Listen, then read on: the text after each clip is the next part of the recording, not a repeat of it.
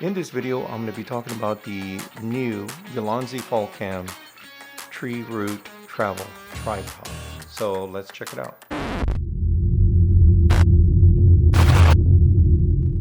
So I'm going to do a quick unboxing of this product, the Ulanzi Falcam TreeRoot Travel Tripod. I just buy this myself. I'm not sponsored by Ulanzi Falcam in any ways. So I ordered this and I just received it not too long ago. And I kind of want to go through what is inside the box. So as you can see, I do like the bag that it does come with. Now, I currently already had the Ulanzi Coleman F38 tripod, and it's been pretty good. I do like this tripod. It did come with a bag just like this one here does as well. And it's kind of a similar material. It does open different. If you notice here, you've got a kind of like more like a bag pouch kind of thing to take that out. Whereas on the Ulanzi Coleman, it was more of a zipper type. So I kind of like the zipper one, but this is just as good. The material is a really good quality material. It does look to be water resistant or even waterproof possibly. I do like the fact that it's got a very nice strap here. Pretty good quality. Let's see what's in here. Inside here, it does come in the box. I meant to cover this too. There's a manual that you get as well, which is kind of nice. You do have a lot of Allen wrenches here from what I can tell, so that's kind of cool too. Let's see what else is. Looks like it does come with some extra O-rings here for your legs, and that's kind of interesting. Quite a bit of them, to be honest, but that's kind of good that there are some spare parts there that are included. Let's see the rest here.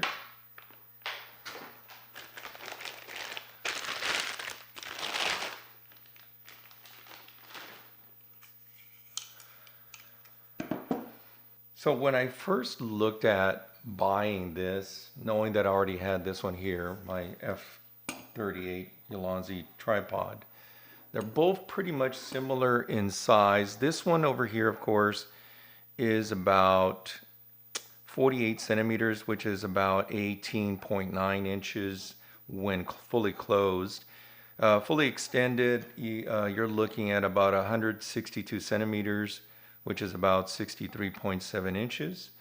So the weight on this is also about 3.8 pounds and 5 ounces, which is about 1.5 kilograms. One of the reasons I bought the TreeRoot was because I was looking at something more sturdy. I do have all my camera mount stuff standardized with the Ulanzi F38 mounting, as well as the mounting plates. As you can see, I even have a small one here that I kind of modified to also use the F38 mounting plates. I recently upgraded my lenses on my Canon camera. I went from the Canon F4 L series lenses to the Canon f2.8 L series lenses. The one thing about that though is that you've got quite a bit more weight now with the camera, so I had to find something that was a little bit more sturdy for my camera. And of course this is one that I kind of looked around. I did like the fact that it did have the F38 mechanism, which is what my original one does as well. Not to say that this one isn't good. I just wanted to find something that handles more weight. This one here, the TreeRoot version now, can handle up to 5 kilograms, which is about 11 pounds of camera and lens weight. So that was one of the reasons why I kind of was looking for something more sturdy. And that's one of the key things that kind of got my attention on getting this particular tripod. So let me move this aside and we'll talk a little bit more about this guy. So the other thing I like about this, if you look here, you do have the actual F38 plate, and if I can figure out how to take that off. So you take that off. Now, I like the fact that it does come with one of these, which is nice. So you got an extra one there to use.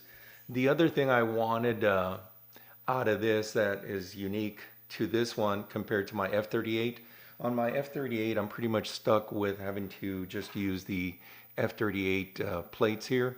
So that's kind of limiting me on what I can use.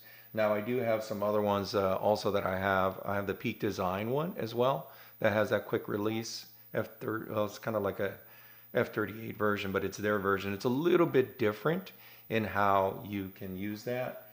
And I also have some additional other ones a little bit different here. So you also have the ability to use the Arca Swiss type plates as well. So that was one of the things that I liked about this product. This comes with a lot of nice new features, which I really kind of liked about this. One of them is that rounded design of the actual legs here. Now it's a combination of, it's not necessarily just rounded, but it almost looks like an oval shape. If you look here real carefully, you'll notice it's just made to kind of have that rounded feel to it, which is kind of cool compared to the smaller version of the Ulanzi Coleman one, which had more just standard rounded legs. And I mean, it's not bad to hold on to if you wanted to. It's really not bad, but I kind of like the feel of this product. It's got a nice, cool carbon fiber look to it. I definitely like that.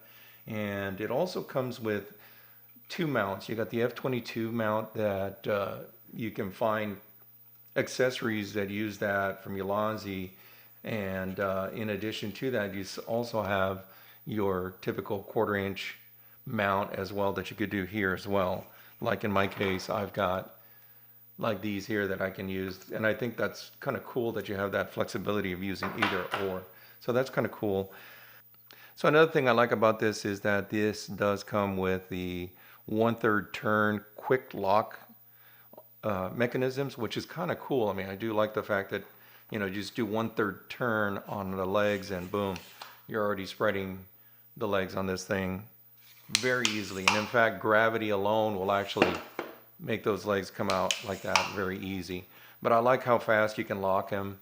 They're still kind of rounded, so it actually, if you got the rounded tubes, they have more stability, more sturdiness compared to, like, for example, the Peak Design one. I think they've got more of a somewhat of a triangular shape to it, and it doesn't, you know, kind of tends to kind of wobble. This one definitely has a lot more sturdiness to it. The other unique feature that I like about this guy here too is the actual centerpiece here. If I can get this here, I like the fact that this is kind of like a triangular extension here. So this center column is really cool in the way it's designed. Most of them have just that aluminum round tube, and this one is really slick. I also see that in this one you've got this little latch here. So there's a little unlock mechanism here that frees this up, and then you push forward, and now you've got the ability to just use the head alone. If you're trying to lower this down really low, I think that's kind of cool. On this one here, in order to take this head and actually remove it, if you notice here, there's a little looks like a little separate kind of cutout. If you loosen this head, you literally have to go in here and use the little tool that comes down here to stick the tool in here and kind of unscrew this piece off so you can actually do that. And I kind of always thought that that was kind of a not a great thing. It just takes more work to do. Now on this other one, I do like the fact that it's a quick release latch. I mean, I thought it was pretty slick. Putting it back, if I can figure this out, it's pretty much following the same pattern. Looks like it's kind of designed so you can just kind of get it. If I can show it, you can. There's only one way to put that in there, and then it's like once you've got it aligned right, then you lock it in, and that's it. So that's kind of cool. Inside here, if you notice too, you've got a nice metal hook. Let's see if I can get this lowered. You've got a hook here to hang stuff if you need the added weight to keep the tripod from moving around. So that's kind of cool. I do like that about this guy. I like the fact that this head here, if you look at it, you've got the ability to move this around and then lock it in place. If you're wanting to do 90-degree or landscape photography, you can actually go all the way, if you see that, and you could do landscape or portrait photography. So that's pretty cool. There is a button here which is a micro adjustment knob here, and what that does is it kind of, as you turn it to the right, what it does is it adds a little bit of resistance here. So if you move it to the side with the camera, it stays in place. So I thought that was pretty cool. And then you can just lock it in. But this micro adjustment is really slick. You also have where you can actually rotate the camera, which is pretty good. There's another lever here that allows you to actually rotate. So if you're doing any kind of panoramic photos, or multiple photos to create a panoramic photo, you have the ability to move this adjustments pretty quick. Now, the other thing I like about this guy here too, I'll lower this down. Now this one I kind of like better. This here to tighten the middle part here, I think is a lot better than what was originally there. I kind of had a problem with the F38. This here, it's not bad if you got it open, you can actually work this out. I think I like the twist knob better than I do this here, but they're not bad. I mean, they're both pretty good. You also have additional adjustments here for the legs, so you can kind of set it to whatever height you want, so that's pretty good. So you do have to push this button in, by the way, and then just kind of move it that way and kind of adjust it in any way, in any manner that you want to adjust that. And again, I do like this locking twist knob here to lock the middle part in place. The other thing that really got me to want to buy this was the fact that if you look at the legs here, I like the fact that the spikes are already there. If I can take this off. So it does take a bit of effort to take the rubber foot off the spike, but I like the fact that the spike is built in, and the spike also comes with little claws here. If you look real closely, it's both the spike and the claws, so I think that's pretty cool too. And it does take some effort to get that in there. I've heard that if it's really cold, I have to put a little bit of effort there to get that in place. Make sure you've got this pushed in, the little rubber foot pushed in all the way. You don't want to lose that, because you know, if you're not doing it carefully, it could pop off. Winter time, it does tend to get a little bit harder to take these off, from what I'm hearing, is because the colder it gets, a little bit harder this rubber actually becomes. So that's another thing to kind of look at and keep in mind when working working with this tripod. So what are the pros and cons of this product? Now, one of the things that really made me not want to buy this as much as I kind of did, and at the same time I was kind of reluctant, one of the things that really made me shy away from this one was the fact that it is worth retail $4.99. And I was like, wow, that's like way more than what my larger, more professional tripod is. And I was kind of like, well, that is expensive. But if you take into account the technology, like the F38 Arca Swiss compatible head here, ball head, and the overall technology of this thing is very, very advanced. I definitely like that. Taking that into account, it might not be so bad, but $4.99 was still something that, no, I couldn't do it.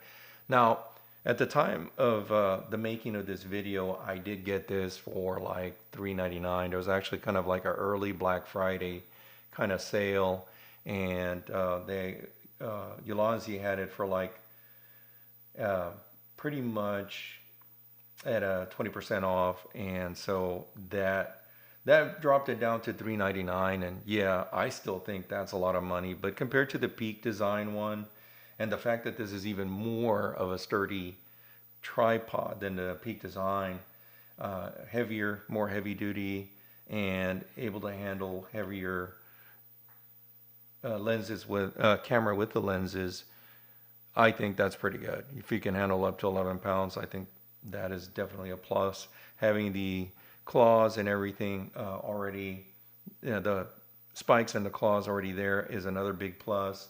The 1/3 turn quick lock on the legs is fantastic. I think that is great.